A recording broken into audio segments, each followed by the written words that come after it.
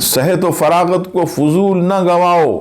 بخاری شریف حدیث نمبر 6412۔ جناب رسول اللہ صلی اللہ تعالی علیہ وسلم ارشاد فرماتے ہیں کہ دو نعمتیں ایسی ہیں جن میں اکثر لوگ دھوکے میں ہیں، ایک صحت اور ایک فراغت۔ کیا مطلب؟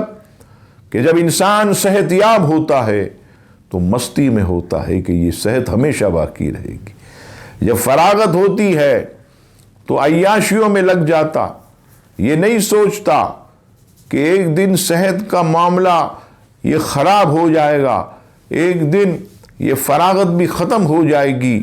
اصل عقل مند اور دانش مند وہی ہے جو صحت یابی میں اور فراغت میں میرے مولا کی یاد کرے، اچھے کام کرے، دین کی سچی خدمت کرے، حقیقت میں وہی کامیاب و کامران ہے۔